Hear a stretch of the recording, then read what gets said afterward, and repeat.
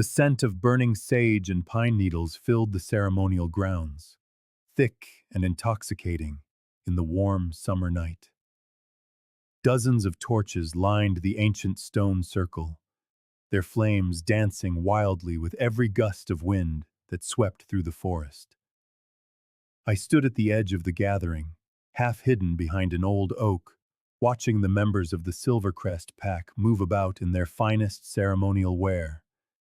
Flowing earth-toned dresses for the women, leather vests and ceremonial paint for the men. The annual mating ceremony was the most sacred event on our calendar. A night when potential mates were presented to the Alpha and his council, when futures were decided, and bonds that would last a lifetime were forged. And I was not supposed to be here. "Lyra, stop hiding and come help with these herbs," my Aunt Marin hissed, her eyes darting nervously toward the center of the circle, where Elder Thorn was arranging ceremonial objects on a stone altar. Reluctantly, I stepped out from behind the tree, self-consciously tugging at the simple brown dress I wore. Unlike the other women my age, whose gowns were adorned with intricate embroidery or beadwork showcasing their talents, mine was plain and a little too large. It was a hand-me-down from my cousin, who had gone through the ceremony last year and was now happily mated. "I shouldn't be here," I whispered, taking the bundle of dried herbs from Aunt Marin's weathered hands. "Everyone knows I'm not eligible." My aunt's expression softened slightly. "You are 22, Lyra. Every unmated woman of age must attend. It's pack law." Pack law. The words that had governed my entire existence. The words that had marked me as different from the day I was born. In a community where strength and power were everything, I was the anomaly. The wolf who could not properly shift. My transformation was incomplete and agonizing, leaving me somewhere between human and wolf, never truly belonging to either world. "They just want me here to serve," I said quietly, arranging the herbs as I'd been taught, crushing a few between my fingers to release their aromatic oils. No one expects the alpha to choose a defective wolf as a potential mate. Aunt Marin's hand shot out and gripped my wrist, her nails digging into my skin. "Never say that word," she whispered fiercely. "Your mother would have—" "My mother isn't here," I cut in, instantly regretting the flash of pain on her face. My mother, her sister, had died protecting me during a rogue attack when I was 7.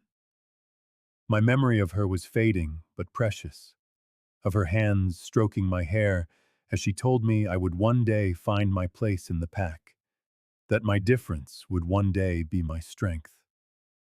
Around my neck hung the only physical reminder I had of her, a small, silver crescent moon pendant, worn smooth by 15 years of my fingers tracing its surface.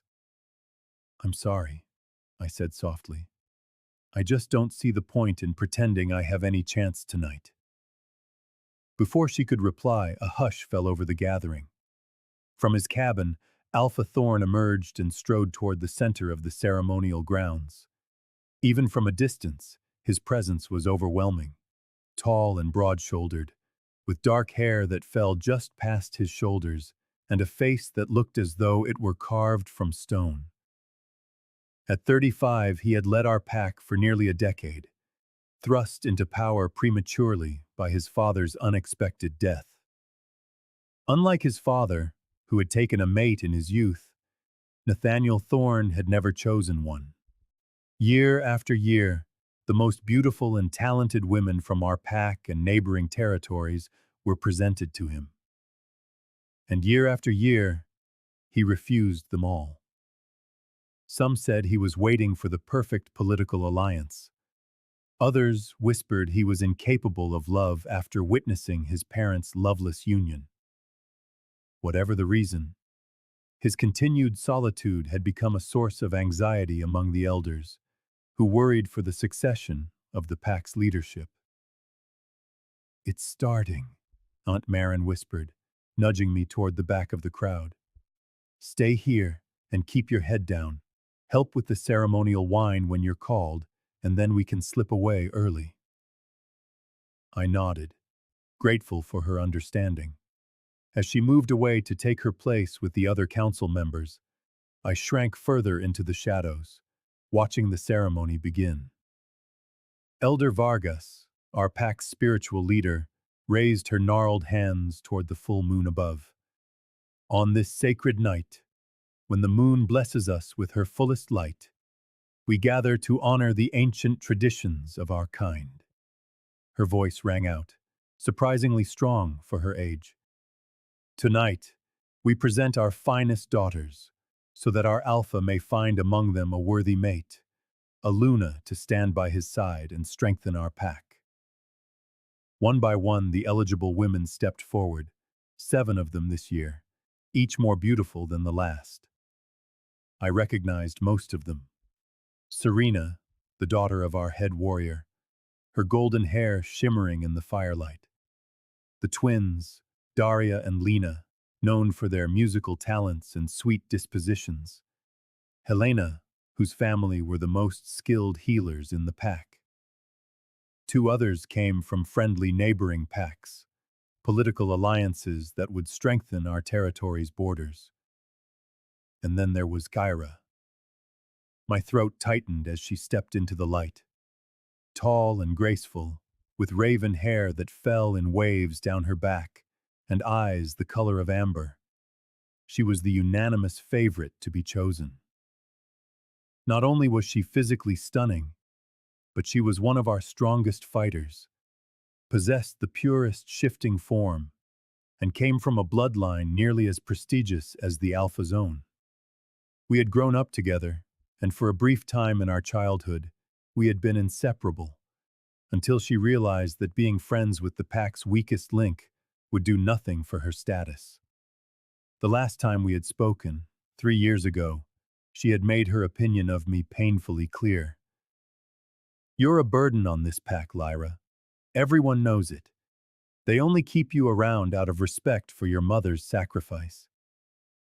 Her words had cut deeper than any physical wound, perhaps because they echoed my own darkest thoughts. I was so lost in the memory that I didn't notice Elder Vargas gesturing for the ceremonial wine until Aunt Marine suddenly appeared at my side, giving me a sharp nudge. The wine, Lyra, she urged, her cheeks flushed with embarrassment. I scurried to the stone table where the ceremonial goblets were arranged. 7 of them, 1 for each potential mate. My task was simple. Fill each goblet with the sacred wine, a blend of fermented berries and herbs that was said to reveal one's true nature to the Alpha. As he assessed each candidate, my hands trembled slightly as I lifted the heavy pitcher, painfully aware of the eyes turning to watch me. I could hear the whispers, feel the mix of pity and disdain in their gazes. The broken wolf, the one who can't shift properly. Poor thing. I gritted my teeth and focused on my task, carefully filling each goblet without spilling a drop. At least I could do this right. As I reached the last goblet, Kyra's, I felt more than saw her approach the table. She stood close enough that I could smell her perfume, something floral and expensive. Try not to embarrass yourself tonight, Lyra, she whispered, her voice as sweet as poison. Or better yet, just disappear after you're done serving. No one expects you to stay for the whole ceremony anyway. I kept my eyes down, concentrating on pouring the wine perfectly to the ceremonial line etched in the cup. I'm just doing what's required of me, I answered quietly. She let out a soft, condescending laugh, as if you could do anything more. With one last look of contempt, she took the goblet and glided away, her hips swaying gracefully as she rejoined the line of prospective mates. I set the pitcher down, my chest tight with a familiar ache. Part of me wanted to flee into the forest, to find a quiet place where I could lick my wounds in private. But something held me in place. Perhaps it was my mother's pendant, suddenly warm against my skin. Or maybe it was the stubborn core of pride that refused to let Kyra see how much her words had hurt me. The next phase of the ceremony began, with each woman stepping forward to present herself to Alpha Thorn. One by one they approached his massive ceremonial chair, offering their goblets and speaking the ritual words that expressed their willingness to be considered his mate. He would take a sip from each cup, his expression revealing nothing as he assessed them. I watched, mesmerized in spite of myself, as the ritual unfolded.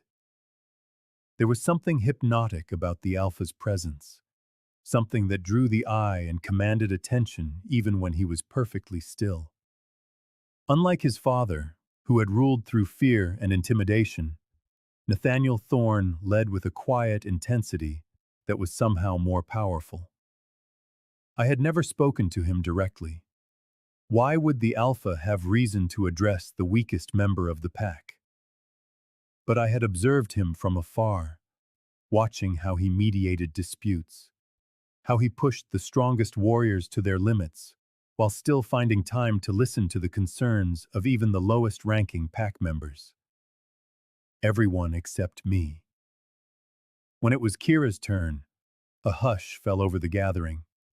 She approached the Alpha with flawless grace, her head held high, confidence radiating from her every move. Even from where I stood, I could see the glint of appreciation in the eyes of the council members flanking Alpha Thorn's chair. She was the perfect choice. Everyone knew it.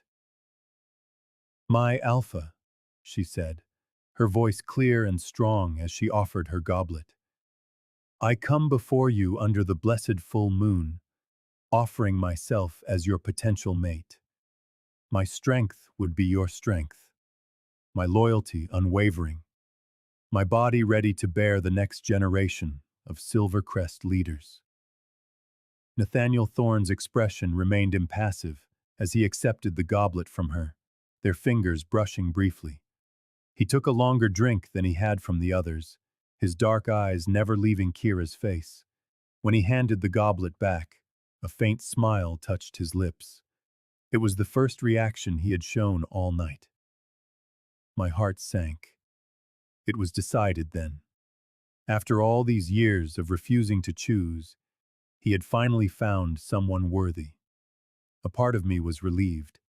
With the ceremony essentially over, I could slip away unnoticed. I began to back away toward the edge of the clearing, already planning my escape route through the trees. And then it happened. A sudden commotion at the entrance to the ceremonial grounds drew everyone's attention. Two warriors burst through the crowd, supporting the bloodied body of a third between them. I recognized them instantly, Border Patrol guards who were supposed to be watching our eastern territory. "Alpha!" one of them shouted, his voice ragged with urgency. "We were ambushed. The Black Claw Pack has crossed the borderline. There are at least 20 of them, advancing on our main settlement fast." Alpha Thorn was on his feet in an instant, his powerful frame suddenly taut with alert energy. "How far out?" "An hour, maybe less. They killed Thomas." The warrior gestured to their fallen comrade, whose body now lay still on the ground. The ceremonial grounds erupted into chaos. The Black Claw Pack had been our enemies for generations, a cruel and ambitious group that had been slowly encroaching on our territory for years. An attack during the mating ceremony, when our defenses were lowered and our attention was diverted, was a strategic masterstroke I should have seen coming. "Warriors to me!" Alpha Thorn's voice cut through the panic, commanding instant attention. "Council members, organize the evacuation of the children and elders to the safe caves. All others prepare to defend the settlement. As the pack scrambled to follow his orders, I stood frozen, unsure of what to do. I was not a warrior. I was not an elder or a council member with the authority to organize others. In moments of crisis like this, my uselessness to the pack became painfully apparent. Aunt Marin appeared at my side, gripping my arm tightly. "Go to the healing cave and prepare the supplies," she commanded. "You can at least help with the wounded when they're brought back." I nodded gratefully, relieved to have a purpose, and turned to run toward the healing cave on the far edge of our encampment. But before I could take more than a few steps, the Alpha's voice rang out again, stopping me in my tracks. "Wait!" For one heart-stopping moment, I thought he was speaking to me, but when I turned, his eyes were fixed on the council members, who were already moving to evacuate the pack's vulnerable. "The ceremonial cavern," he said, his voice slicing through the chaos like a blade. "It's closer than the safe caves, and more defensible. Take them there." The ceremonial cavern was indeed closer, a sacred space carved into the mountainside, where our most important rituals were held during the winter months, when the weather made outdoor ceremonies impossible. Its entrance was narrow, easily defended, and it held supplies that could sustain the pack for several days if needed. As everyone scrambled to follow the Alpha's orders, I slipped away, darting toward the healing den as Aunt Marin had instructed. The pathways through our settlement were pandemonium. Wolves ran in every direction, some already shifting into their animal forms, others gathering weapons or supplies. The sounds of crying children and elders shouting directions filled the air, mingling with the distant howls that signaled the enemy's approach. I reached the healing den, a large, low-slung cabin near the eastern edge of our territory, and pushed through the hide-covered door. Inside, several of our pack's healers were already at work, gathering herbs, bandages, and poultices, preparing for the wounded who would inevitably return from the battle. Lyra, Elena's mother, and the head healer, Tessa, greeted me with a brief nod. Unlike many in the pack, she had always treated me with a quiet, professional courtesy. "Start preparing poultices for bleeding wounds. We'll need at least 20. I nodded and went to the herb stores, grateful for the clear direction. My fingers worked quickly, grinding dried yarrow leaves and mixing them with honey and clean spring water to form a paste that would slow bleeding and prevent infection. I'd always had a particular talent for healing work, perhaps because I understood pain in a way others didn't, having experienced the agony of incomplete shifts since childhood. As I worked, the sounds of battle drew nearer. Growls and snarls echoed through the forest, punctuated by the more human sounds of shouted orders and cries of pain. My hands trembled slightly, but I forced myself to focus on my task. This, at least, was something I could do well. I had prepared nearly 15 poultices when the door to the healing den burst open. Two warriors staggered inside, supporting a third between them, whose leg was mangled. "The rogues flanked us from the north," one of them gasped, helping to lower his injured comrade onto a cot. "They're trying to encircle the settlement. The Alpha has ordered all non-combatants to the ceremonial cavern immediately." Healer Tessa looked up from where she was setting a broken arm. "We can't move the wounded," she said firmly. "The Alpha said everyone," the warrior insisted. "He's sending a defensive line here to protect the den. You can keep treating patients, but anyone who can move needs to go to the cavern, now." Tessa's eyes met mine from across the room. "Lyra, take the patients we've already treated and go. We'll need poultices at the cavern for any wounded who make it there." I hesitated. looking around the already crowded den. "Go," she said, more gently this time. "You'll be of more use there, where there are fewer trained healers." Recognizing the truth in her words, I gathered the poultices I had prepared, wrapping them carefully in clean cloths and placing them in a small leather satchel. As I stepped out the door, the night air hit me with the metallic scent of blood and the acrid odor of fear. The sounds of fighting seemed to come from every direction now, disorienting me. The ceremonial cavern was on the western side of our territory, meaning I would need to circle around the main settlement to reach it. The most direct path would take me far too close to the eastern border, where the fighting had begun. Taking a deep breath, I clutched my mother's pendant for courage and plunged into the forest, following a rarely used game trail that skirted the northern edge of our lands. The woods were unnervingly silent here, the usual nocturnal sounds of insects and night creatures silenced by the upheaval of battle. I moved as quickly and quietly as I could, flinching every time a twig snapped under my feet. If only I could shift properly. I could move through this forest as silently as any wolf. But in my human form, I felt clumsy and exposed. I had gone maybe half the distance to the ceremonial cavern when I heard the unmistakable sound of movement in the undergrowth ahead. I froze, my heart hammering so loudly I was sure it could be heard for miles. Slowly, I sank into a crouch, making myself as small and invisible as possible behind a fallen log. The sounds grew closer. These were not the careful movements of a packmate trying to go unseen, but the confident steps of one who did not fear discovery. Through the gaps in the foliage, I caught a glimpse of dark fur. A shifted wolf, too large to be one of our younger members, moving with predatory intent.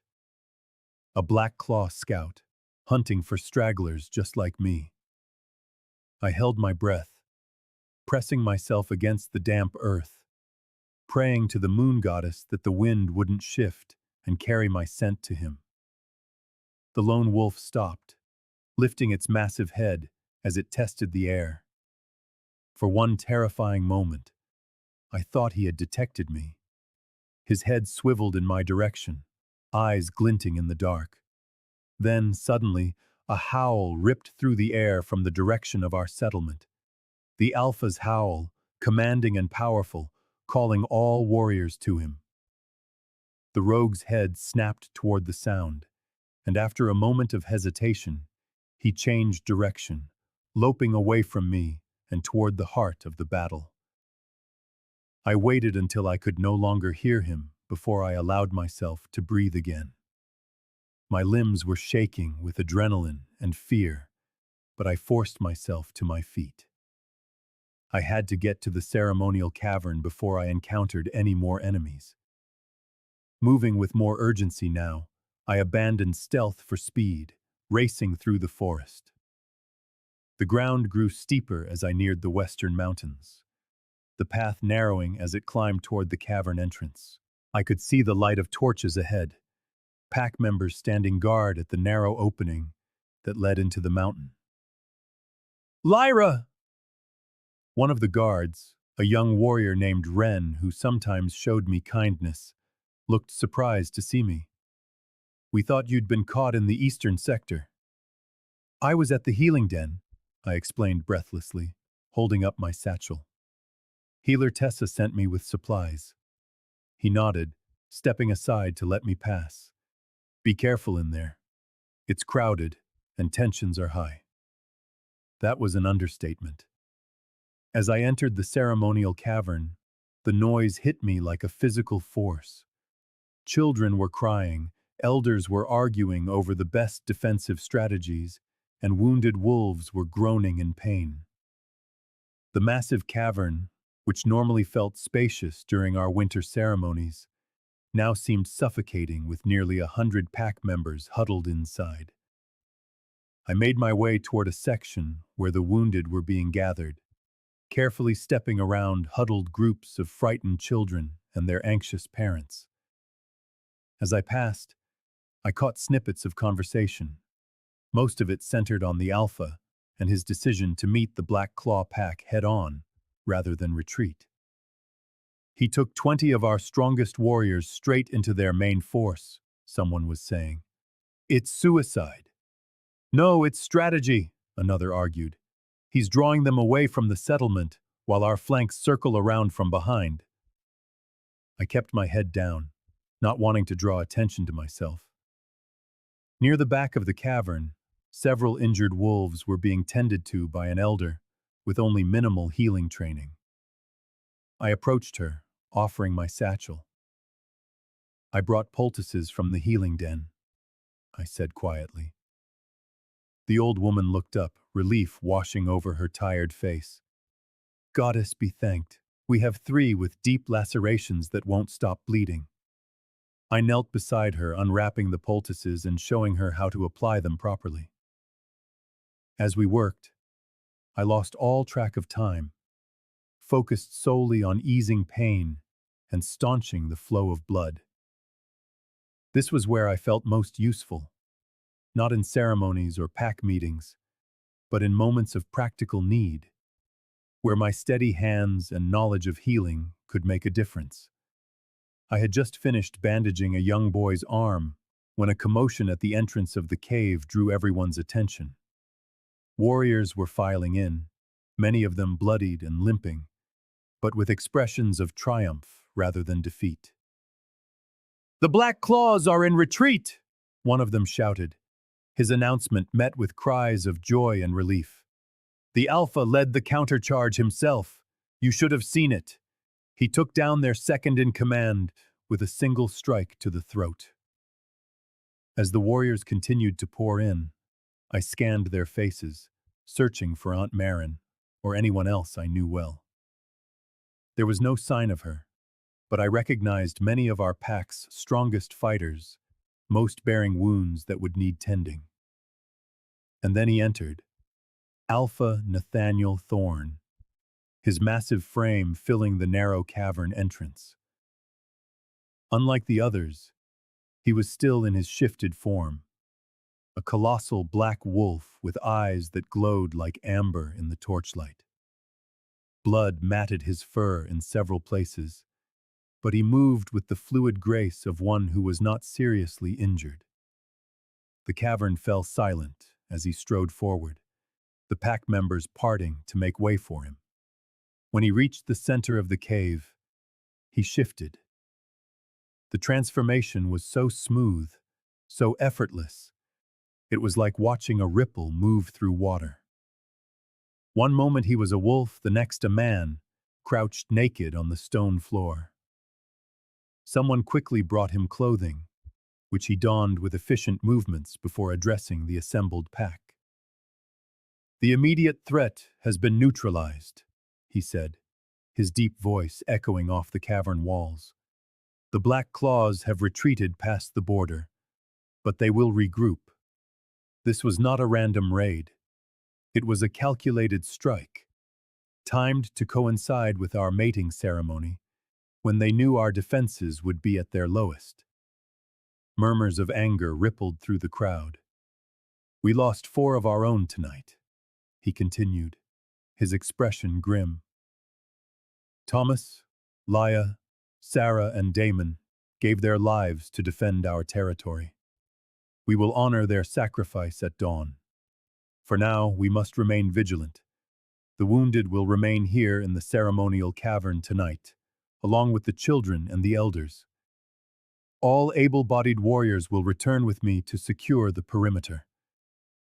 As he finished speaking, his gaze swept over the gathered pack members, and for one brief, breathtaking moment, his eyes met mine. I quickly dropped my gaze, feeling the weight of his attention like a physical touch. When I dared to look up again, he had already moved on, speaking quietly with his second-in-command. I returned to my work with the wounded, trying to ignore the strange flutter in my chest. It was nothing, a coincidence, a random moment of eye contact that meant nothing to him, even if it had sent my pulse racing. Alpha Thorn didn't even know my name. The night wore on, the initial rush of adrenaline giving way to an uneasy quiet. Children drifted to sleep on their parents' shoulders. Warriors dozed while sitting against the cavern walls, and the wounded rested as comfortably as possible. I continued to move among them, checking bandages, offering water, and applying fresh poultices where needed. I was exhausted, my limbs heavy with fatigue, but sleep was impossible with so much responsibility on my shoulders. I was one of the only people with any real healing knowledge in the cavern, and I couldn't afford to rest, while others might need me. It was nearly dawn when I finally sat down, my back against the cold stone wall, allowing myself a moment of respite. My eyes burned with tiredness, and my hands were stained with blood and herbal remedies. I must have closed my eyes for only a moment, but I was startled awake by a presence beside me. I opened my eyes to find Alpha Thorn himself sitting next to me, his broad shoulders nearly touching mine. I stiffened, instantly alert despite my exhaustion. "Alpha," I stammered, starting to rise. It was disrespectful to remain seated in his presence. "Stay," he said quietly, his voice low so as not to disturb those sleeping nearby. It wasn't a request, but a command, and I sank back down, my heart thudding against my ribs. "You're the one," he said after a moment of silence. It wasn't a question, and there was no cruelty in his tone, just a simple statement of fact. Still, I felt my cheeks burn with shame. "The one who can't shift properly." "Yes, Alpha," I whispered, staring down at my blood-stained hands. To my surprise, a low sound, something like a chuckle, rumbled in his chest. "And yet, you tended to more of the wounded tonight than any of our trained warriors. Healer Tessa told me to find you when she arrived," he said.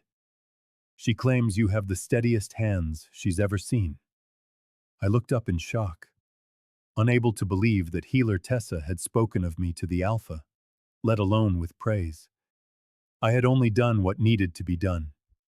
His amber eyes studied me with an intensity that made me want to squirm. "What is your name?" he asked.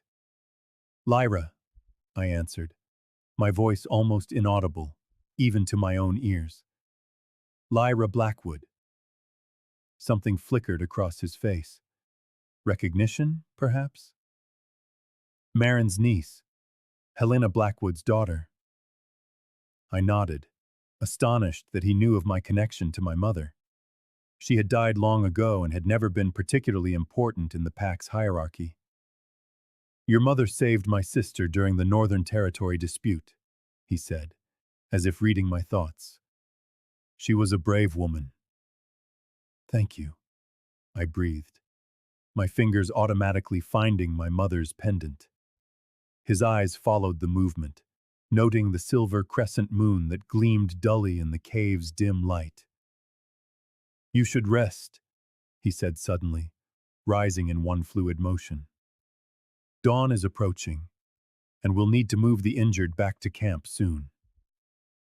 Before I could reply, he was gone, moving through the cave with a silent grace to check on the others. I watched him go, my mind still reeling from our brief interaction. The Alpha had spoken to me. He knew who I was. He had acknowledged my contribution. It was more recognition than I had received from anyone in the pack in years. Exhaustion suddenly washed over me like a wave.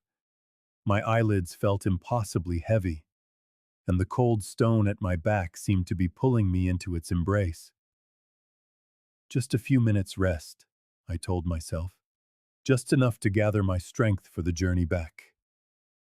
I closed my eyes, and this time sleep claimed me instantly. I dreamt I was running through the forest on four paws, in my strong and whole wolf form, my feet barely kissing the ground, as I raced beneath the full moon. There was no pain in the shift, no malformed limbs or agonizing transition, just the pure, unadulterated joy of speed and strength I had never known in my waking life. And running beside me, matching me stride for stride, was a massive black wolf with amber eyes that seemed to glow in the dark. I awoke to the sensation of movement, of being carried. For a moment, I couldn't remember where I was or what had happened. The battle, the wounded, the ceremonial cave, it all felt like a distant memory. I was only aware of the warmth surrounding me, of the strong arms holding me against a broad chest, of the steady heartbeat beneath my ear. I blinked my eyes open and found myself staring up at the sharp line of Alpha Thorn's jaw, his profile silhouetted against the pre-dawn sky. He was carrying me, one arm supporting my back, the other beneath my knees, as if I weighed nothing at all. I let out a soft gasp, and the sound made him look down. Our eyes met, and something passed between us. Something I couldn't name, but that sent a jolt of awareness through my entire body. "You're awake," he said, his voice a low rumble I could feel vibrating through his chest. Yes," I stammered, mortified to find myself in this position. "I'm sorry. I didn't mean to fall asleep. You can put me down. I can walk." But he didn't stop, nor did he loosen his hold. "You cared for our wounded for hours without rest," he said simply. "Let others care for you now." I wanted to protest further, but the words died in my throat as I became aware of our surroundings.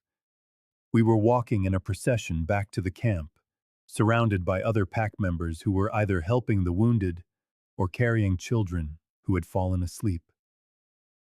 And they were all staring at us, at me, cradled in the Alpha's arms like something precious. I caught glimpses of their expressions as we passed: shock, confusion, curiosity, and in some cases, open hostility. Near the front of the group, I saw Kyra, her beautiful face twisted into a mask of disbelief and rage as she watched the Alpha carry me. "Alpha, please," I whispered urgently. "People are staring. This isn't proper." A faint smile touched his lips, though he kept his eyes fixed ahead. "I decide what is proper in my pack, Lyra Blackwood." The way he said my name, with a weight and significance I couldn't comprehend, sent another shiver through me. I fell silent, too confused and exhausted to argue anymore. Instead, I let myself relax against him, soaking in the warmth and strength of his body, letting my head rest on his shoulder. It had been so long since anyone had held me, had offered me comfort or protection. Even Aunt Marin, as kind as she was, had never been one for physical affection. As we neared the camp, I could see the damage from the previous night's attack. Several huts had their walls torn open, and blood stained the packed earth of the central gathering area. Pack members moved about somberly as they began repairs or tended to those who had been left in the healing hut. Alpha Thorn carried me directly to my small cabin on the outskirts of the settlement, a modest structure I shared with Aunt Marin. I was surprised he knew where I lived, but then again, he was the Alpha. He likely knew every dwelling in his territory. "Thank you," I said quietly, as he gently set me on my feet at my doorstep. His amber eyes studied me with that same intensity I'd noticed in the cave. "Rest today," he said, ignoring my clumsy gratitude. "There will be a memorial for our dead at sunset, and then we will resume the mating ceremony." I blinked, taken aback. Resume the ceremony? After everything that's happened? A shadow crossed his face. "Especially after what's happened," The Black Claws timed their attack to disrupt our most sacred tradition. To let them succeed would be to show weakness. Besides, he added, his voice taking on a different tone I couldn't place, I had not yet made my choice when we were interrupted. With that cryptic statement, he turned and walked away, leaving me bewildered on my own doorstep. I watched his retreating form, the broad shoulders, the confident stride, the way other pack members hurried out of his path, and felt a strange ache in my chest that I didn't want to examine too closely. Inside, the cabin was empty. Aunt Marin must have been helping with the cleanup or attending to council matters. I was grateful for the solitude as I stripped off my blood-soaked dress and washed with water from the basin. Every muscle in my body ached with fatigue. Once I'd cleaned off the worst of the grime and blood, I collapsed onto my small cot without bothering to change into fresh clothes. Sleep took me instantly, deep and dreamless this time. I woke to Aunt Marine shaking my shoulder, her expression a mixture of concern and something else, an excitement, an anxiety I couldn't decipher. Lyra, wake up. The memorial service begins in an hour, and then the mating ceremony will resume. I sat up, groggy, pushing my hair out of my face. Why are they continuing with the ceremony? Shouldn't we be focused on strengthening our defenses in case the Black Claws return? Aunt Marin gave me an odd look. The Alpha has decreed it, and his word is law. Besides, many believe that completing the ceremony and securing a Luna for the pack is exactly what we need to strengthen our position.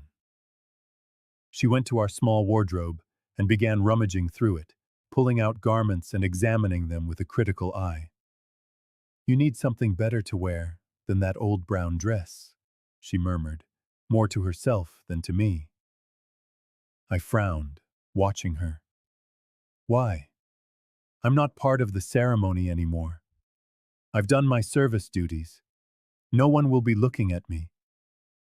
She turned to face me, an unreadable expression on her face.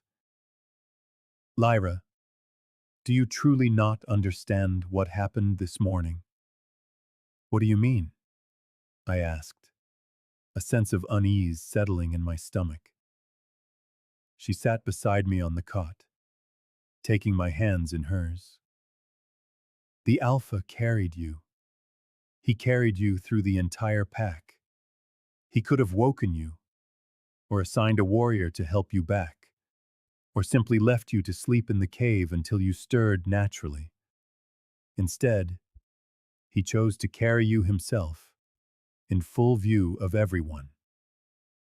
I shook my head, not understanding the significance. He was just being kind, because I helped with the wounded. Aunt Marine made a sound that was half a laugh, half a sigh. Oh, my sweet, naive girl. Nathaniel Thorn has never been known for public displays of kindness, especially not to... She trailed off. To defective wolves, I finished for her, the familiar bitterness rising in my voice. That's not what I was going to say, she said sharply. To those of a lower rank, he maintains a careful distance from most of the pack. It's how he commands respect. Yet this morning, he carried you as if you were precious to him. The words sent a shock through me, stirring feelings I had long since suppressed. Hope, longing, a desperate desire to belong. I ruthlessly pushed them back down. You're reading too much into it, I said, pulling my hands from hers and standing up. He was just being practical. I was exhausted, and he needed everyone back at the camp quickly. Aunt Marin looked like she wanted to argue further, but instead, she just sighed and returned to the wardrobe. Either way, you need to be presentable tonight. The entire pack will be watching. In the end, she produced a dress I had never seen before, a simple but elegant garment of deep forest green that she admitted she had been saving for a special occasion. It fit me better than the borrowed brown dress had, skimming the lean curves of my body that were usually hidden under shapeless clothes. "Your mother would be so proud to see you," Aunt Marine said softly, as she helped me with the ties at my back. "You look so much like her." I touched my mother's pendant, which I had carefully cleaned and polished. "Do you really think so?" "I do," she said, her voice thick with emotion. She had the same quiet strength you do, the kind that isn't loud or aggressive, but endures when others crumble. I blinked back a sudden sting of tears and turned to hug her. "Thank you for everything, Aunt Marin. For taking me in, for protecting me all these years." She held me tightly for a moment, then pulled back, composing herself. "Come now, we mustn't be late." The memorial was held in the central clearing of our settlement, where 4 pyres had been built for our fallen packmates. As Alpha Thorn spoke of their courage and sacrifice, I stood with the other lower-ranking pack members at the edges of the gathering, my eyes fixed on the flames that would carry our dead to the next world. I had known the 4 who had died, though not well. Thomas had once helped me carry firewood when he saw me struggling with a heavy load. Sarah had been kind to everyone, including me. Lyle and Damon had been friendly enough, if distant. Their loss left a hollow ache in my chest. Not the sharp grief of those who loved them dearly, but the dull pain of knowing 4 lives had been cut short, 4 flames extinguished too soon. When the service ended and the pyres burned down to embers, there was a subtle shift in the atmosphere. Pack members began to move toward the ceremonial grounds, where the mating ceremony would resume, their expressions a mixture of solemnity and anticipation. Despite the losses we had suffered, there was an undercurrent of excitement. Tonight, at last, Alpha Thorn would choose his mate. I hesitated, unsure if I should even attend. My official duties were done. I had no desire to watch Kyra be chosen and elevated to the position of Luna. But Aunt Marin's hand on my elbow guided me firmly toward the gathering. "You must be there," she said quietly. "Trust me." The ceremony site had been hastily repaired. Fresh torches lined the stone circle, and the altar had been restored. The 7 potential mates stood in their places, though their ceremonial dresses now showed signs of the previous night's battle. A tear here, a smudge there. Even Kyra's perfect facade was slightly diminished. Her hair wasn't quite as immaculate, and there were faint shadows under her eyes, despite her attempts to conceal them. I took my place at the very back of the gathering, trying to melt into the shadows. The night air was cooler than it had been the evening before, and I crossed my arms, grateful for the warmer fabric of the green dress. Elder Vargas stepped forward, her voice thinned by age carrying with surprising resonance over the silent crowd. "Last night, our sacred ceremony was interrupted by those who wished to see our pack weakened and divided. But we stand here now, united in our resolve to honor our traditions and secure our future. The mating ceremony will continue, and our Alpha will choose the Luna who will stand by his side and strengthen our line." She turned to Alpha Thorn, who sat once more in his ceremonial chair, his expression unreadable as he surveyed the potential mates before him. "Alpha Thorn, have you made your decision?" A tense silence fell over the assembly. This was the moment everyone had been waiting for, the culmination of years of speculation and anticipation. I found myself holding my breath along with everyone else, my heart thudding with an inexplicable speed. Alpha Thorn rose to his feet, his powerful presence drawing every eye. "I have," he declared, his deep voice echoing effortlessly across the ceremonial grounds. He strode forward, walking past the line of potential mates without so much as a glance. A ripple of confusion spread through the crowd as he continued on, moving past the front rows of the gathering. His amber eyes scanned the faces before him, as if searching for someone specific. And then, to my absolute, heart-stopping horror, his gaze found mine. He began walking directly toward me, his expression intense and focused, oblivious to the shocked whispers erupting around him. I was frozen to the spot, unable to process what was happening. This couldn't be real. He couldn't be coming for me. There had to be someone near me, someone important I hadn't noticed. But there was no one. I stood alone at the edge of the gathering, and Alpha Nathaniel Thorn was walking straight for me, determination in every step. He stopped directly in front of me, so close I had to tilt my head back to meet his gaze. The entire pack fell silent, watching in disbelief as their alpha stood before the weakest member of his community. "Lyra Blackwood," he said, his voice pitched so low it felt like it was for my ears alone, though I was certain many of the shifted wolves could hear him clearly. "Your courage last night, your dedication to healing our wounded, your quiet strength in the face of danger. Those are the qualities I seek in the one who will stand beside me as Luna." I stared at him, certain I had misheard. "Alpha, I don't understand." A small smile touched his lips. "I am asking you to be my mate, Lyra, my Luna." The world seemed to tilt beneath my feet. This was not happening. It was impossible, unthinkable. Me, the broken wolf, the one who couldn't even shift properly, being asked to be the Luna of the Silvercrest pack. "But I'm flawed," I whispered, the words escaping before I could stop them.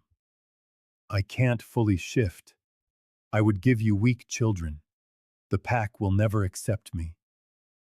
Something in his eyes darkened at my words. "You will never use that word to describe yourself again," he said, a low command in his voice. "Your ability to shift has nothing to do with your worth or your strength. As for the pack, they will accept my choice or they will answer to me." Out of the corner of my eye, I could see Kyra's face contorted with rage and disbelief.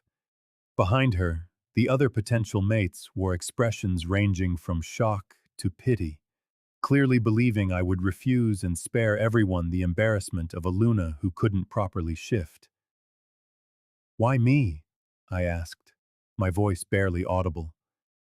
"There are so many others, more suitable, stronger, more beautiful, from better bloodlines." Alpha Thorn reached out slowly, his fingers brushing against the silver crescent moon pendant that hung around my neck. The touch sent a wave of heat through me that had nothing to do with the physical contact, and everything to do with the intensity of his gaze. Because when everyone else was panicking, you were healing. When others sought safety, you risked your own life to bring medicine to the injured. Because despite years of being treated as less, you have developed a compassion and a fortitude that no one else in this pack possesses. His voice dropped even lower. "And because from the moment I carried you in my arms this morning, I knew with absolute certainty that you were destined to be mine." The conviction in his voice, the unwavering certainty in his eyes, cracked open something inside me. A small, fragile hope I had never allowed myself to acknowledge. Could this be real? Could the Alpha truly want me, with all my flaws and limitations? "I don't know what to say," I whispered honestly. His lips curved into a smile that transformed his normally severe features into something breathtakingly handsome. "Say yes. Say you will be my mate, my Luna, my partner in leading this pack to a future where strength is measured not just by fighting ability or perfect shifts, but by compassion, intelligence, and courage. The ceremonial grounds remained in a dead silence. Hundreds of eyes were fixed on us, hundreds of breaths held in anticipation of my answer. In that moment, I felt the weight of my mother's pendant against my skin, the symbol she had given me, telling me to remember that even in the darkest night, the light of the moon would guide me home. Maybe this was what she meant. Maybe this was the home I had been searching for my entire life. Not a place, but a person. One who saw me clearly and valued me for exactly who I was. Yes, I said, my voice growing stronger with the word. Yes, I will be your mate, your Luna, your partner.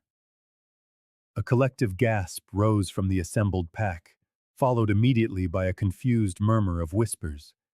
But Alpha Nathaniel Thorn seemed oblivious to their reaction. His face broke into a genuine grin, transforming him from intimidating to impossibly beautiful. Before I could register what was happening, he swept me into his arms, lifting me as if I weighed nothing at all. One strong arm supported my back, while the other secured my legs, holding me against his chest just as he had that morning. "Alpha, what are you doing?" I gasped, acutely aware of the hundreds of eyes on us. "Following tradition," he said, his amber eyes glinting with what looked suspiciously like mischief. The Alpha always carries his chosen mate to the ceremonial chair to complete the ritual. As he turned and started walking back through the parting crowd, I saw the expressions all around us. Shock, confusion, disapproval, and on a few faces, like Aunt Marin's, tears of joy. Kyra's face was a mask of cold fury, her eyes promising retribution. I tightened my arms around Nathaniel's neck, suddenly afraid, not for myself, but for what my acceptance might mean for him, for his authority, for his standing in the pack. "They don't approve," I whispered into his ear. "This could weaken your position." His arms tightened around me. "Let me worry about that," he murmured back. "For now, just be here in this moment with me." When we reached the ceremonial chair, he sat down with me still in his arms, my body resting in his lap. Elder Vargas approached, her expression carefully neutral, though I could see the surprise in her eyes. She carried the ceremonial chalice, a different one from the night before, larger and more ornate, carved with symbols of the moon and the wolf. "Alpha Thorn has made his choice," she announced, her voice ringing out across the now silent gathering. "As is our tradition, they will share the sacred wine, binding their spirits under the blessing of the moon goddess." She held out the chalice, and Nathaniel took it with one hand, his other arm still securely holding me to him. He took a sip first, as tradition dictated, then raised the cup to my lips. The wine was sweet and heavy on my tongue, warming me from the inside as it went down. "With this shared drink, the Alpha and his chosen Luna begin their union," Elder Vargas intoned. "May the moon goddess bless their bond and strengthen our pack through their leadership." I expected Nathaniel to set me aside, to allow me to stand beside him as the ceremony concluded. Instead, he shifted me slightly in his arms, positioning me more comfortably against his chest, my head resting naturally on his shoulder. The warmth of his body, the steady rhythm of his heartbeat beneath my ear, and the bone-deep exhaustion of the last 24 hours suddenly overwhelmed me. My eyelids grew heavy, my limbs relaxed against him, almost against my will. "Rest," he whispered, his lips brushing against my hair. "I have you." I fought the encroaching drowsiness, mortified at the thought of falling asleep during such a momentous occasion. "I can't sleep now," I mumbled. "The whole pack is watching." "Let them watch," he said simply. "Let them see that their alpha values his Luna's comfort above ceremony and tradition." His words, spoken with such tender conviction, were the final push I needed to surrender to my exhaustion. As Elder Vargas continued the ritual, blessing our union and calling on the pack to accept their new Luna, my consciousness began to drift.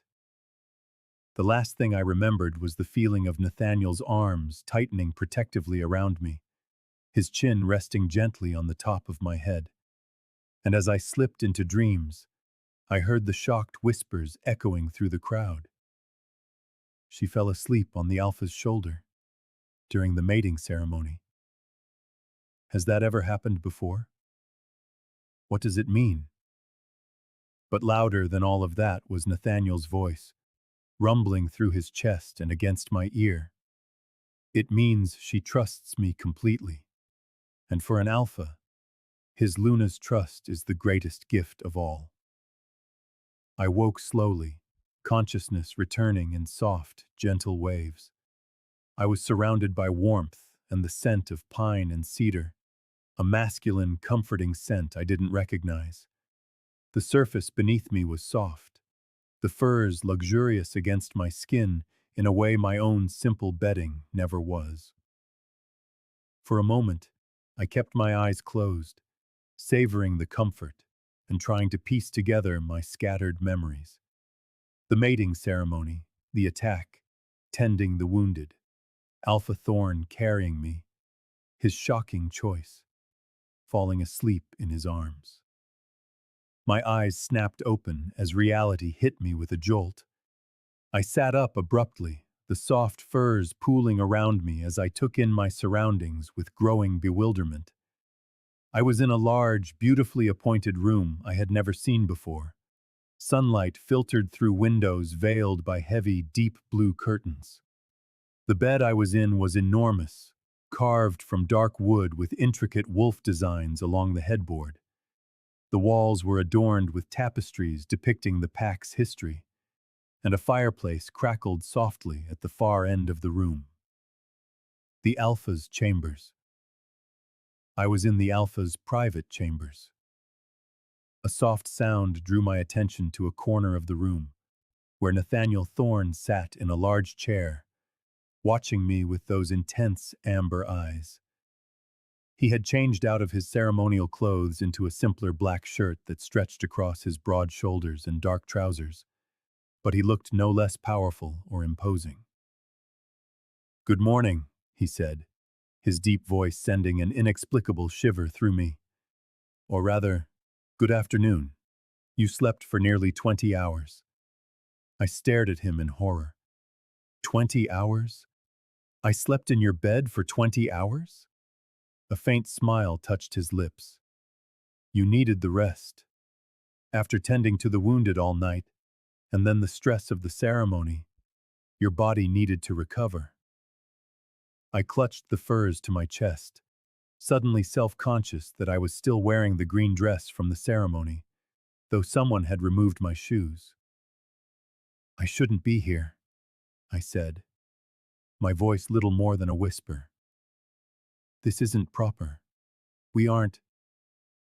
We haven't completed the mating bond."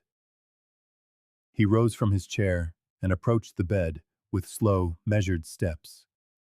"No, we haven't. That is a choice we will make together when you are ready." I swallowed hard, watching him move with the fluid grace of a predator. Not threatening, but undeniably powerful. "The pack must be scandalized," I said. "First, you choose the flawed one." I caught myself remembering his words at the ceremony. "First, you choose me. Then I fall asleep during the ceremony, and then I spend the night in your chambers without completing the bond." He sat on the edge of the bed, close enough that I could feel the heat radiating from his body. but not so close as to be overwhelming. The pack will adjust to many things in the coming days, he said, his tone leaving no doubt that their opinions mattered little to him, including their feelings about their Alpha and Luna rewriting some of the most outdated traditions. Luna, I repeated, the title feeling strange and impossible on my tongue. I still don't understand why you chose me. There had to be political fallout for choosing someone like me over Kyra or one of the others. Something darkened his expression. Someone like you, he repeated, the words carrying a weight of sadness that surprised me. Lyra, do you truly not see your own value? I stared down at my hands, unable to meet his penetrating gaze. I knew what I was, what I'd always been to this pack. The broken one. The one who couldn't shift properly. The burden they tolerated out of respect for my mother's sacrifice. His hand rose to cup my cheek, his touch gentle yet insistent. He tilted my face upward, forcing me to meet his eyes. The contact sent a jolt of heat through me that had nothing to do with the warmth of his skin. Is that truly how you see yourself? He asked softly. Because it's not how I see you at all. How can you see me any other way? I whispered. You know my limitations better than anyone. He shook his head slowly. What I know, he began, his voice low and steady, is that when our pack was attacked, while others ran for cover or fought on the front lines, you crossed dangerous territory alone to bring medical supplies to the injured. I know that you work tirelessly through the night, tending the wounded with more skill and compassion than any of our trained warriors. I know that you have endured years of rejection and isolation without ever letting it make you bitter or cruel. His thumb brushed gently against my cheekbone, wiping away a tear I hadn't realized had fallen. Your inability to fully shift isn't a flaw, Lyra. It's simply one part of who you are. It has no bearing on your worth as a wolf, as a healer, or as my chosen Luna. I wanted so desperately to believe him, to embrace the vision of myself he was offering. But years of conditioning couldn't be undone in a single conversation. The pack will never accept me, I said, my voice barely a whisper. Especially not after I fell asleep during the ceremony. They'll see it as disrespect, as proof that I'm unworthy. To my surprise, Nathaniel laughed, a warm, genuine sound that startled me. Actually, many in the pack saw it quite differently. They saw a Luna who felt so secure with her alpha that she could surrender completely to his protection, even in public. There's a unique power in that kind of trust, Lyra. Really? I asked, skepticism dripping from my voice. Truly, he confirmed. I won't pretend there aren't those who disapprove of my choice. Kyra and her supporters, chief among them. But they will either come to accept it, or they will find themselves a new pack.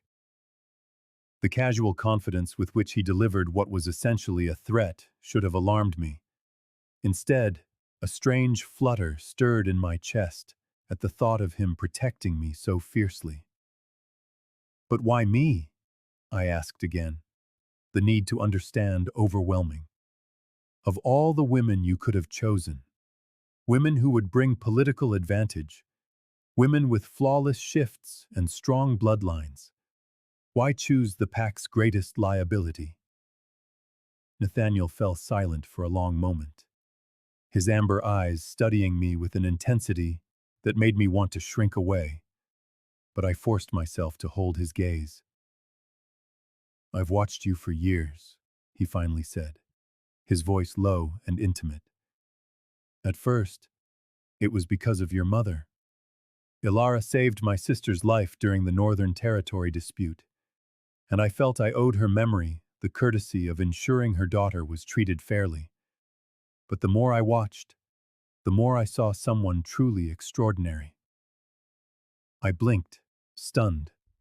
The Alpha, a man who barely seemed to acknowledge most pack members, had been watching me for years. The idea was impossible. I saw you helping the elders with their chores, never waiting to be asked, he continued, his voice soft.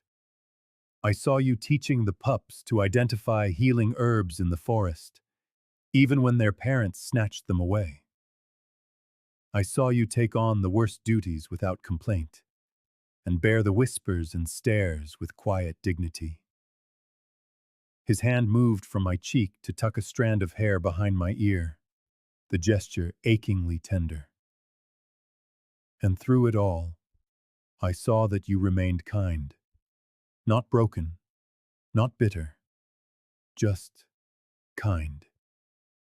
That is a rare quality, Lyra, far rarer and more valuable than any flawless shift or political alliance.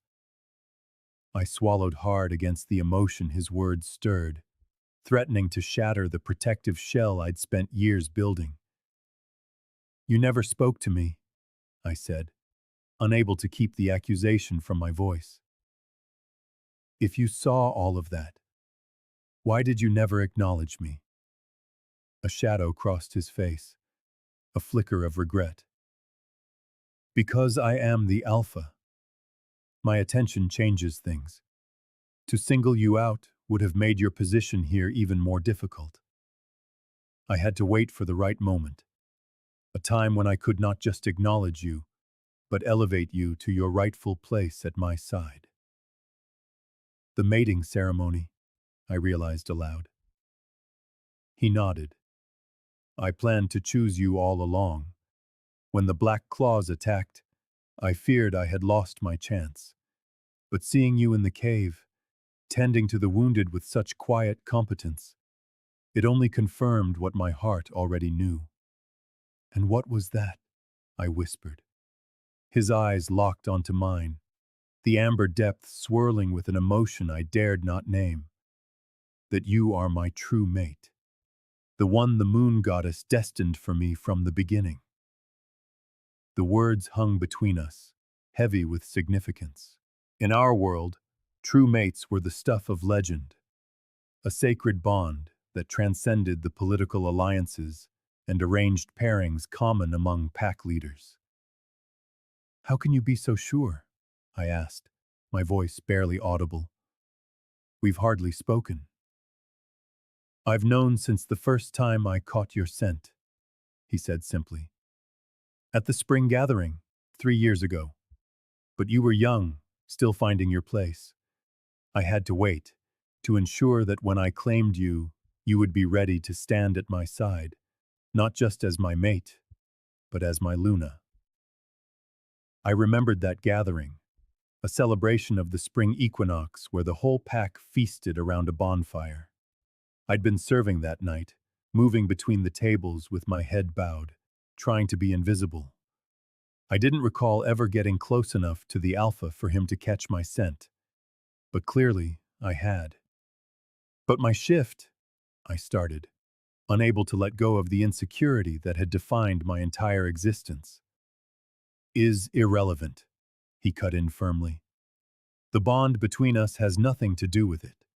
Shifting ability has no bearing on one's worth as a mate or a Luna. Some of the greatest alphas in our history were mated to Lunas with unique challenges or abilities. I've never heard those stories, I said, frowning. Because they were deliberately suppressed, he said, his voice laced with anger. The previous generation of leaders, my father included, believed strength was measured only in combat prowess and a perfect shift. They erased any history that contradicted their narrow-minded view of power.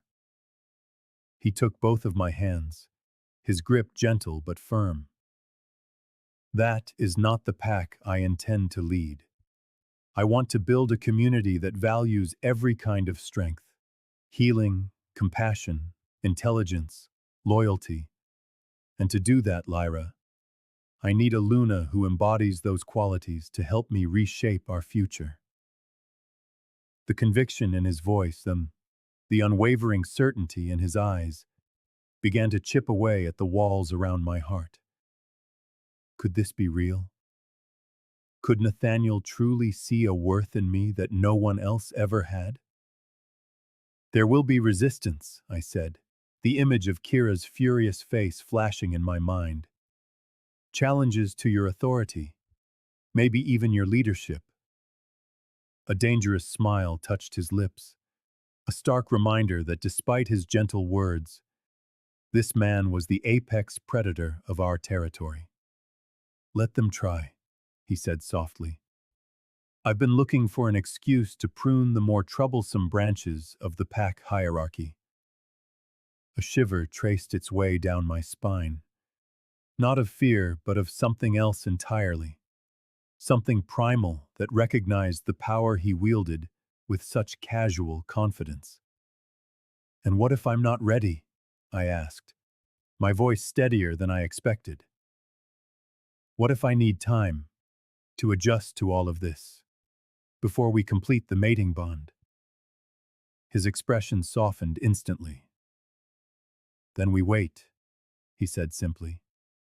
The ceremony is done. You are officially the Luna of the Silvercrest pack.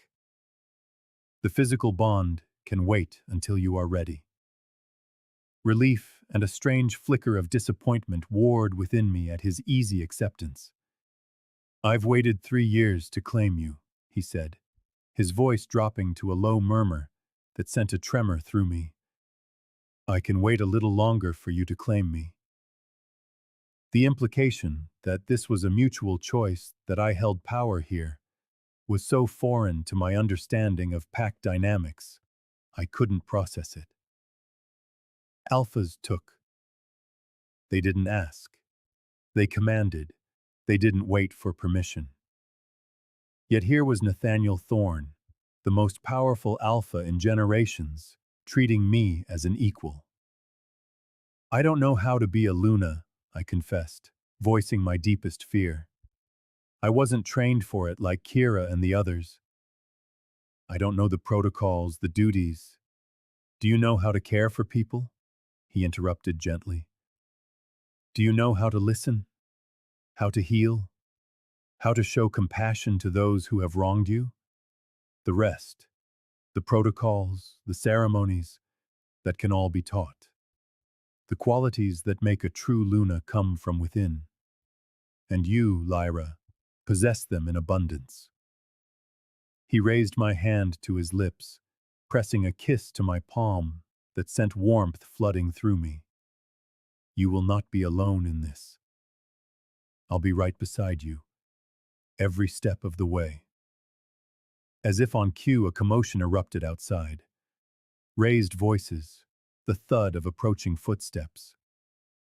Nathaniel's expression hardened. He rose from the bed, placing himself between me and the door in a protective stance that spoke volumes. The door flew open without a knock, a breach of protocol so severe I gasped. Kyra stood in the doorway, her beautiful face contorted with rage, flanked by her father, Damon, and 2 other high-ranking warriors. This has gone far enough, Nathaniel, Damon said, his voice tight with fury. The pack will not stand for this mockery of our sacred traditions. Nathaniel's posture shifted, a subtle change that communicated a lethal warning they either missed or chose to ignore. You forget yourself, Damon, he said, his voice dangerously calm. These are my private chambers. You entered uninvited. You leave us no choice, Kyra spat, her gaze locking onto me with such venom I flinched. You would make that thing our Luna? She can't even shift properly. She'll bear weak pups, dilute our bloodline, and make us a laughingstock for every pack in the territory. Her words should have cut me to the core, and a part of them did. But something else was rising in their place. A hot surge of anger. Not just for myself, but for everyone who had ever been judged by such a narrow definition of strength. Before Nathaniel could reply, I pushed myself off the bed and moved to stand beside him, not behind him. My ability to shift has nothing to do with my worth as Luna, I said, my voice surprisingly steady. And if you believe it does, then perhaps you're the one who misunderstands our pack's true traditions. Kyra's eyes widened in shock. She had clearly expected me to cower behind the Alpha's protection. Her father looked just as stunned, and the warriors with him shifted uneasily, as if sensing the tide was turning against them. "You dare speak to me like that?" Kyra hissed. "You, who have been nothing but a burden on this pack your entire life?" I felt Nathaniel tense beside me, a low growl rumbling in his chest, but I laid a calming hand on his arm. This was my fight, the first of many perhaps, and I had to face it myself. "I have served this pack in ways you've never bothered to notice," I said, meeting her hateful glare without flinching. "I tended your wounds. I taught your children. I supported your elders.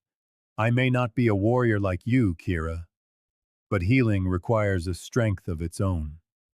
A strength our pack desperately needs." After years of focusing solely on combat prowess and political power, Damon stepped forward, his expression grim. "You speak of matters you don't understand, girl. The Alpha needs a strong mate, one who can—" "The Alpha has chosen," Nathaniel interrupted, his voice laden with all the weight of his authority. "And the pack will respect his choice, or they are free to find their fortunes elsewhere." The threat hung in the air between them, clear, unequivocal, and backed by the kind of power that could enforce it without question. Damon faltered, his gaze shifting to his daughter, whose face had gone pale with the realization that this battle was already lost. "You would choose her over the pack's stability?" he demanded, a last, desperate attempt to sway the Alpha. Nathaniel's hand found mine, his fingers lacing through my own, in a gesture that was at once possessive and supportive. "I chose her precisely for the pack's stability and future," he said firmly. "A future that values all kinds of strength, not just the ability to fight or shift.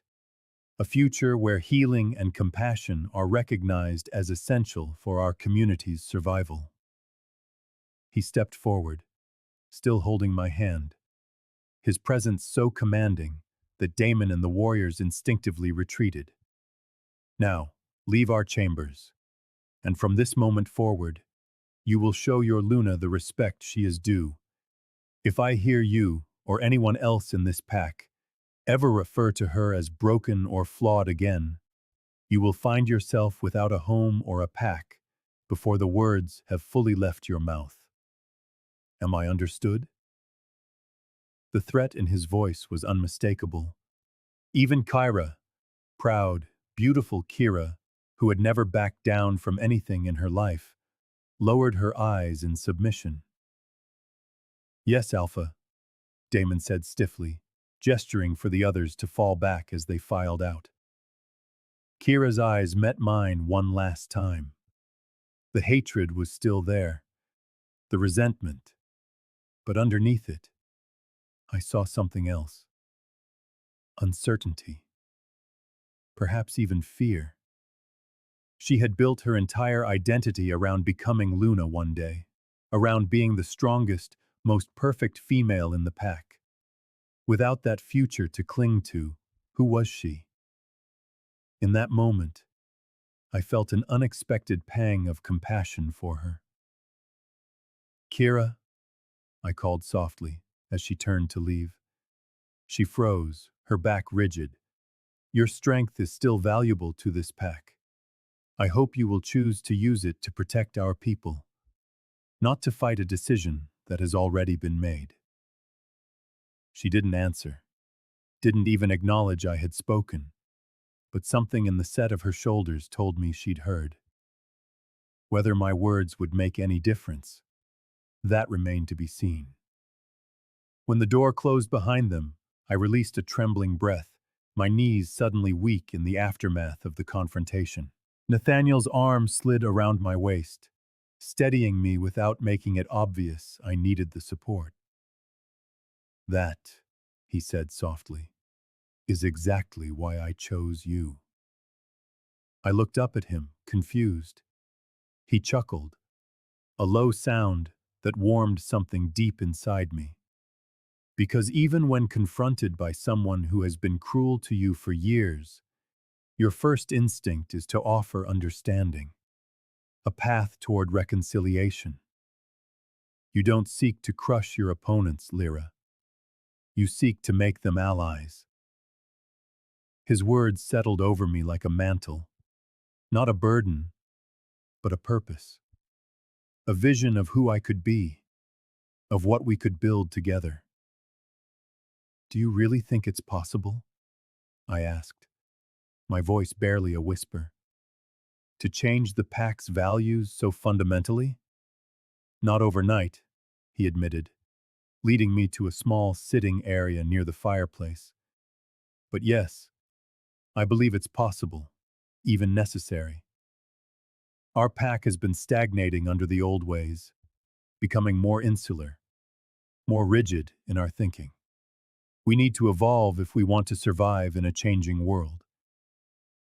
As we sat together before the crackling fire, his arms still around me, I felt a strange sense of certainty wash over me, as if the pieces of a puzzle I hadn't even known I was solving were finally clicking into place.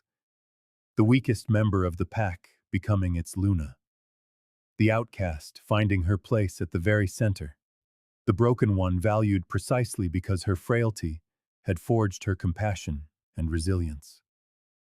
"I'm still afraid," I confessed, resting my head on his shoulder.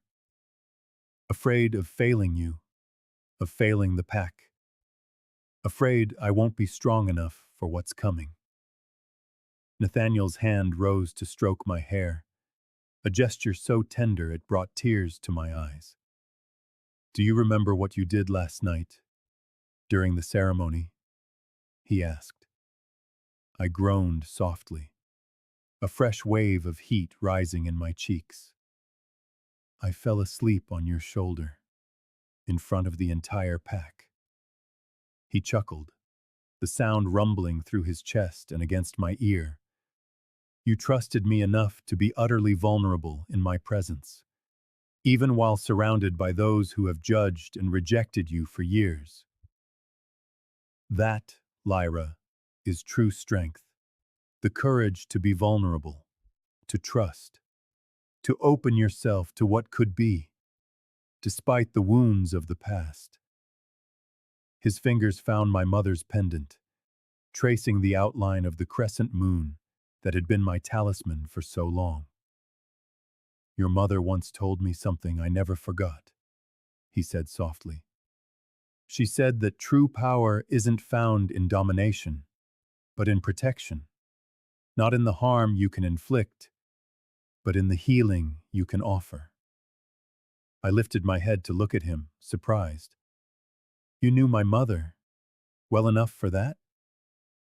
A sad smile touched his lips. "I was young, only 15 when she died. But she was kind to me during a difficult time, after my own mother left the pack. She looked past my lineage and position and saw the confused, angry boy beneath." His amber eyes held mine with an intensity that made it impossible to look away. "In many ways, you remind me of her. The same quiet strength, the same compassion. But I didn't choose you because of her, or in spite of your shifting, or for any political calculation. I chose you because you, Lyra Blackwood, are the mate I need, the one who will balance me, challenge me, and help me build the pack our people deserve." In that moment, with the firelight casting golden shadows across his face and his words wrapping around me like a protective embrace, I finally began to believe. Not just in his choice, but in myself, in my own worth, my own strength, my right to stand beside him as an equal. I reached out, my fingers tracing the strong line of his jaw, marveling at my own boldness. "What if I told you I'm ready now?" I whispered. "Ready to complete the bond, to become your Luna, in every sense of the word." His eyes darkened, pupils dilating, as his body went taut beside me. "Are you sure?" he asked, his voice dropping to a growl that sent a shiver down my spine. "There's no rush, Lyra. I meant what I said about waiting until you were ready." In response, I leaned forward and pressed my lips to his. It was timid at first, then grew in confidence as he answered with a hunger that met the desire stirring inside me. His arms tightened, pulling me onto his lap as the kiss deepened, becoming something primal, transformative. When we finally broke apart, both of us breathing heavily, I rested my forehead against his. "I've spent my whole life waiting," I said softly. "Waiting to be seen, waiting to find my place, waiting to belong. I don't want to wait anymore, Nathaniel. I want to start living. To start living as your Luna, as your mate, as your partner, in building the future we both imagine." The smile that spread across his face was like the sun breaking through the clouds, warm, bright, and full of promise. "Then let's begin," he said, rising with me still in his arms and carrying me toward the bed that would now be ours. "Let's begin our future together, Luna Lyra of the Silvercrest pack." As he laid me gently upon the furs, his body following mine, I felt a sense of wholeness that had nothing to do with physical desire and everything to do with finally finding where I belonged. Not as the broken wolf, the pack's burden, the girl who couldn't properly shift, but as Luna, as a healer, as the woman strong enough to fall asleep in her alpha's arms before the entire pack. My mother's pendant gleamed in the firelight between us. The silver crescent was a symbol, not of what I had lost, but of what I had found. A new beginning, a waxing moon promising the fullness yet to come. And as Nathaniel's lips found mine again, as our bodies and souls began the ancient dance that would bind us as true mates, I knew with absolute certainty that I was finally home.